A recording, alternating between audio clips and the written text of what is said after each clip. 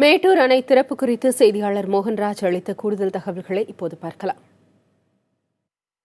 நடப்பு ஆண்டில் மிக நீண்ட எதிர்பார்ப்பிற்கு பிறகு மேட்டூர் அணையிலிருந்து டெல்டா பாசனத்திற்காக இன்று காலை தண்ணீர் திறக்கப்பட்டது. குறிப்பாக வினாடிக்கு முதல் கட்டமாக 2000 கன அடி தண்ணீர் மேட்டூர் அணையிலிருந்து வெளியேற்றப்பட்டு வருகிறது. இதுவே தொடர்ச்சியாக படிப்படியாக உயர்த்தப்பட்டு இன்று மாலை 6 மணிக்குள்ளாக வினாடிக்கு 12000 கன அடி மேட்டூர் தண்ணீரானது மேட்டூரிலிருந்து சம்பா சாகுபடிக்காக திறக்கப்பட உள்ளது.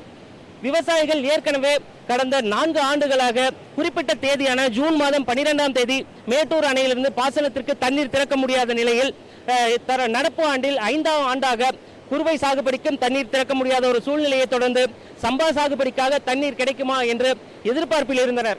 இந்த சூழ்நிலையில் தமிழக அரசு கர்நாடகத்திலிருந்து தண்ணீரை உச்சநீதிமன்றத்தின் வழக்கு தொடர்ந்ததன் வாயிலாக தண்ணீரை கேட்டு பெற்று தற்போதைய நீர் இருப்பு நிலவரத்தை அடிப்படையாக கொண்டு, அதாவது இன்றைய நிலவரப்படி மேட்டூர் அணையின் நீர்மட்டமானது கிட்டத்தட்ட 88 அடியாக இருக்கிறது. நீர் இருப்பை பொறுத்தவரைக்கும் 50 TMC என்ற அளவில் இருக்கிறது. இந்த சூழ்நிலையில் சம்பா சாகுபடிக்காக தமிழக அரசு தண்ணீர் திறந்து விட்டுள்ளது.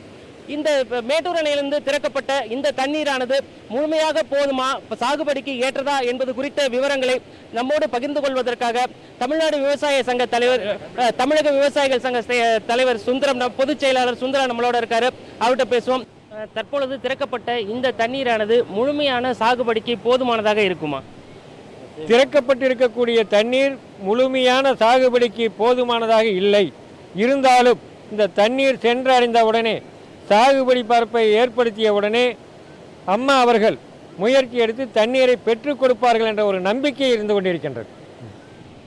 திரு சுந்தரம் குறிப்பிட்டது போல தற்போது உள்ள சூழ்நிலையில் திறக்கப்பட்டுள்ள தண்ணீரானது போதுமானதாக இல்லை என்றாலும் வடகிழக்கு பருவமழை கை கொடுத்தால் நிச்சயமாக இந்த தண்ணீரானது சம்பா சாகுபடி, அதனை தொடர்ந்து வரும் தாளடியும் முழுமையாக செய்ய முடியும் என்ற நம்பிக்கை விவசாயிகள் மத்தியில் எழுந்துள்ளது. தற்பொழுது திறக்கப்பட்டுள்ள இந்த தண்ணீரானது 3 நாட்களுக்குள்ளாக கல்லணையை சென்றடையும். அதே போல அடுத்த 10 நாட்களுக்குள்ளாக கடைமடை பகுதியான நாகப்பட்டினம் சென்றடையும் என்பது பொதுப்பணித்துறை அலுவலர்களின் கருத்தாக உள்ளது. புதிய தலைமுறைக்காக மேட்டூரிலிருந்து ஒளிப்பதிவாளர் சதீஷுடன் எஸ். மோகன்ராஜ்.